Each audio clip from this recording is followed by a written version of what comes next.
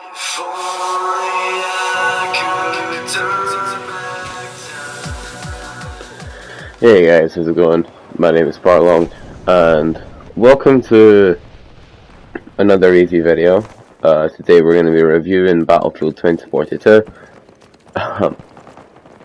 Bit of an interesting choice for a review, I'm well aware.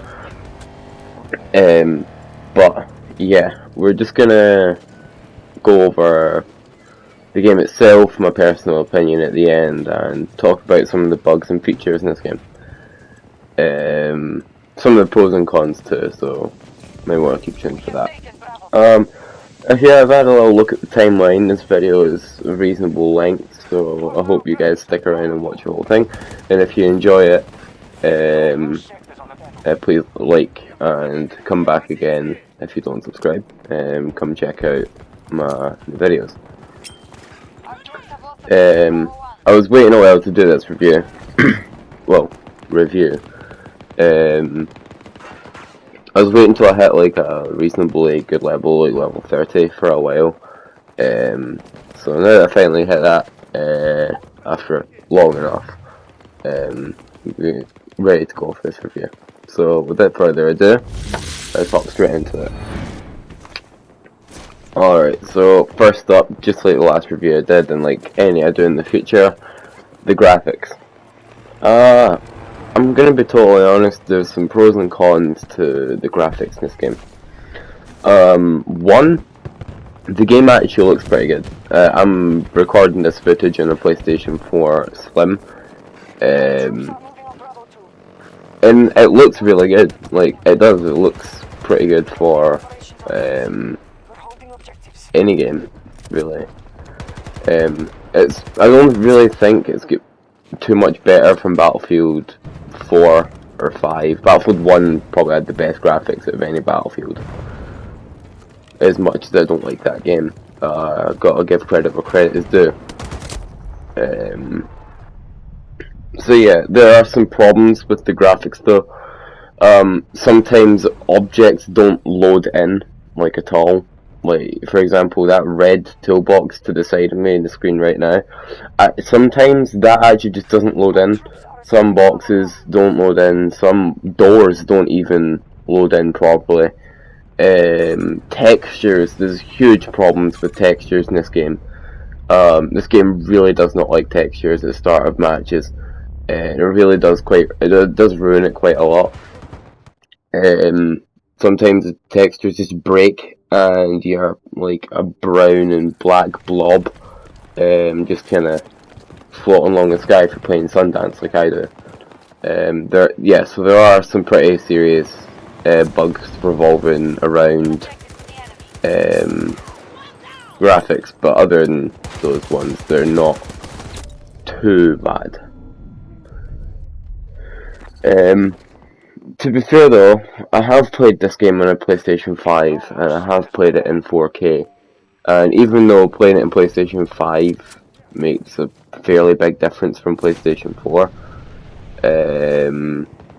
yeah, it's quite good looking on a PlayStation 5 on a 4K screen. So yeah, next topic.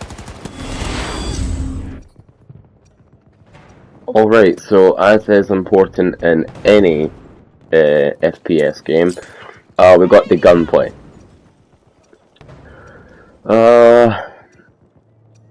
Okay guys, this is going to take a second to talk about. The gunplay in this game is okay. Now, that's not to say the guns are bad, or that it's not fun or anything like that, it's just it can feel incredibly strange sometimes, like that, just there. Some guns feel really powerful, like all of the time, and some guns feel powerful some of the time, but also at the same time, some of that time is also spent with the gun being totally overpowered and broken. Like, the headshot multiplier in this game is awkward. Honestly, in my opinion, I think in any game a headshot should kill.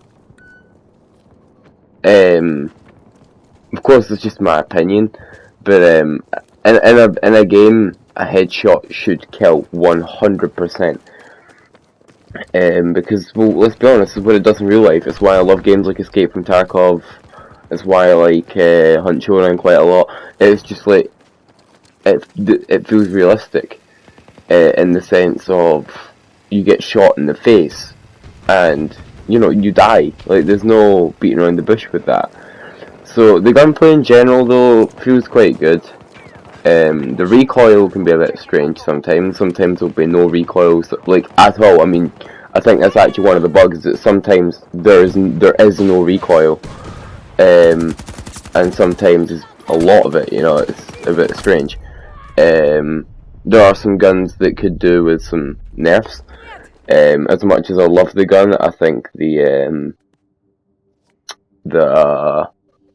repeater rifle could do with I forget. I think it's a GVT in this game, something like that.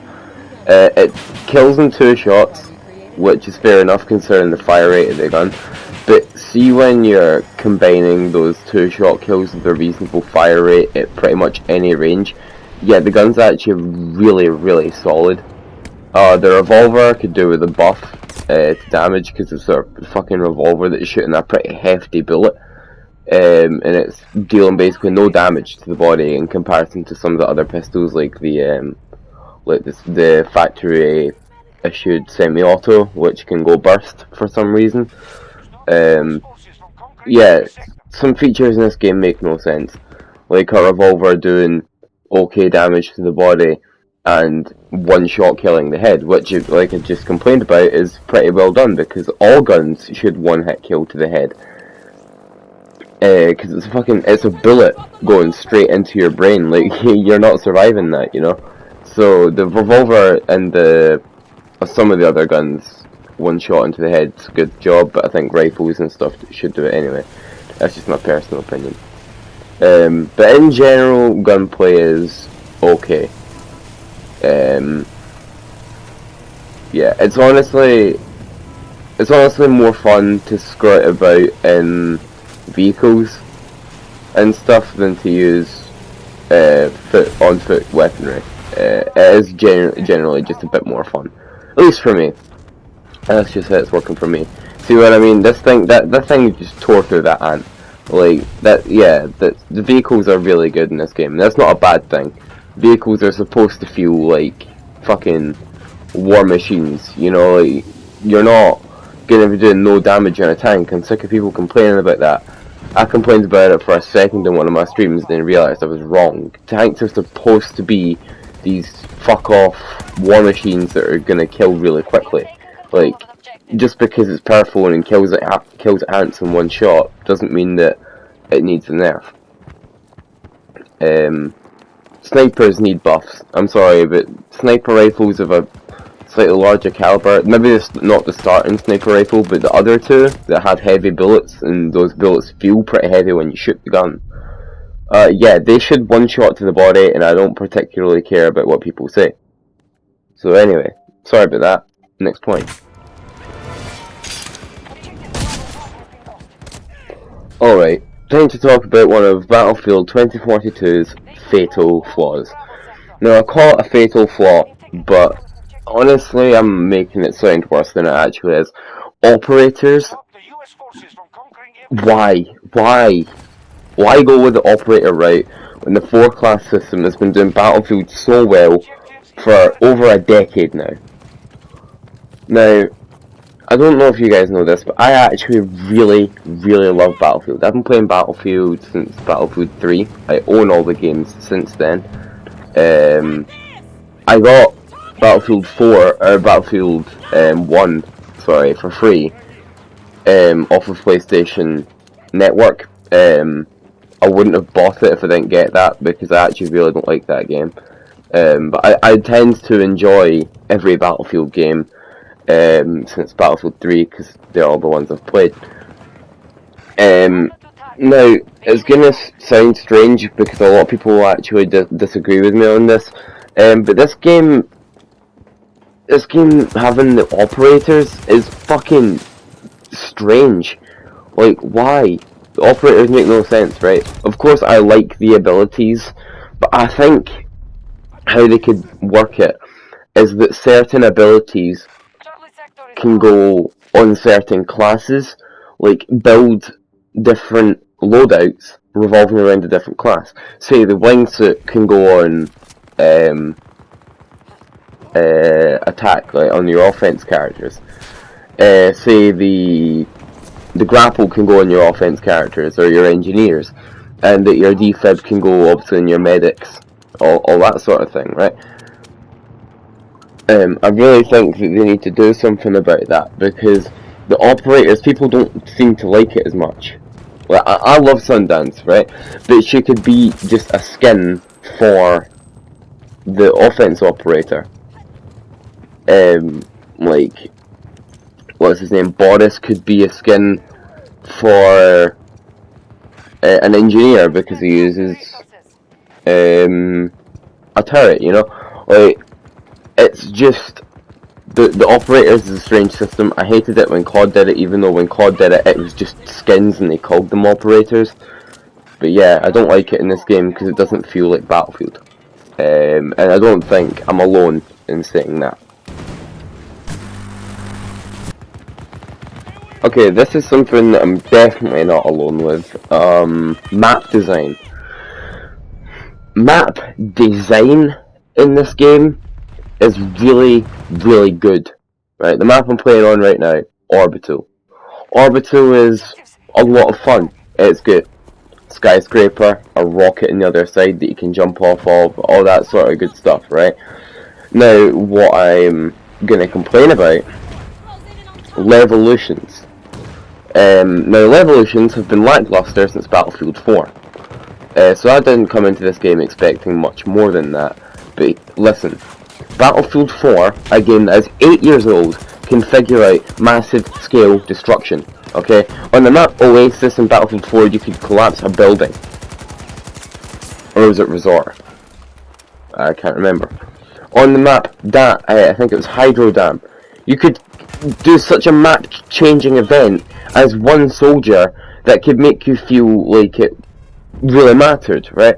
And it did, because although sometimes those Levolutions would make the map a bit worse in a sense, the change was fun and it kept the match fresh. All we really have in Battlefield 2042 is a couple of knockdown signs, like signs on the top of buildings that you can knock down, and an antenna on one of the maps. I don't remember what map that's on, it's that forgettable. It's barely a Levolution and it's got a cheek to call it that. What I think we could do is on the map Hourglass. Okay, if you don't know what I'm talking about, go find a video about it. But on the map Hourglass, there are several, and I mean several skyscrapers, okay? So what I think they could do to improve the Levolutions, at least on that map, is make the quote-unquote objective tower, which has objective B1 on the top of it, make that destructible. Because I'm not alone in hating that tower. A lot of people I play this game with despise that tower for the same reason. The people will camp up there with vehicles and make the match a lot less fun. So make it a destructible tower that would change the objective, would make the objective lower to the ground. See, you could erase half of the building and then destroy the other part of the map with the debris. Like, that would be awesome. But because that hasn't happened, the Levolutions in this game are lackluster and could seriously do with some improvement. On the map right now I'm playing, Orbital. Say you could launch this rocket. Say if 3 people walked up to some pads and some touch pads and pressed that, you could launch off this rocket, and then who knows, maybe the rocket will explode halfway up and debris would interfere with the map, or say that it would fly to the other end of Orbital and hit that skyscraper and at least make the map look a bit cooler. Like, that would be a lot of fun to do as just a couple of soldiers making a big difference in the battlefield. Anyway, we're going to move on to the next point. Alright guys, something that Battlefield 2042 does really well. What does it do really well? Progression. The progression in this game is actually rather good. The badge system is something that I've always loved in Battlefield. Or the ribbon, sorry, I think it's ribbons.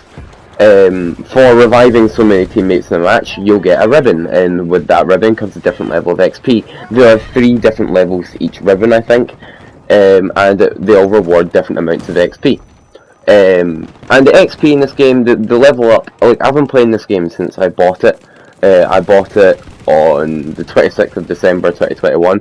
I've been playing it almost every day since then, and yeah, it's a lot of fun. Kills don't want very much XP in comparison to playing an objective or defending or capturing, you know, the objectives. You get a lot more experience for capturing objectives than you do for killing guys, which I love because people sometimes just don't play the objective. Which is where the saying PTFO comes from, play the fucking objective. Honestly, the way that this game progresses through itself makes it a lot more fun. Like, obviously I'm level 30 and I've been playing the game quite a lot for a fair decent amount of time. Like, when I recorded this footage, which was back yesterday, it was the 7th of January 2022. So, yeah. I'd been playing for, you know, a little bit over 2 weeks. Or a little bit under. I'm not really bothered about that right now. So I've been playing for a fair random shot, and I got I got level 30, which means that you got a fair amount of unlocks, you know? But yeah. Progression is A+. A+ is it's done really well in this game. Yeah. Anyway guys, on to the verdict. PS guys, before we go into the verdict, this is post-edit and far long here. I realised that I forgot to talk about the weapon attachment swapping on the fly back in the gunplay section. So what I'm going to say right now is that is a really cool feature, and I think they could add some really nice animations, like do a nanotech sort of animation to make it a lot cooler. Sorry I forgot about that feature, but yeah, I'm going to move on to the verdict now. But I just wanted to make it clear that I didn't forget about that feature. It's actually one of my favourite features in the game, and it makes it feel a lot better. Anyway, moving on. So guys, the verdict. Battlefield 2042 has launched in a bit of a mess. And I really hope that it doesn't stay that way. This game has a lot of potential, and I do currently enjoy playing this with friends. I enjoy playing this a lot with friends. The squad system just makes it a lot better to play with people you already know and speak to. So, 100% guys, this game gets a 7 out of 10. Which hurts me personally because I love Battlefield and all. I do really enjoy this game. But yeah, a 7 out of 10 for Battlefield 2042. So yeah, I'd like to thank you guys so much for watching. I'm going to leave you to watch the last gameplay clip. It would be quite unfair if I left it like this. So yeah guys, I'll see you in the next video. Adios.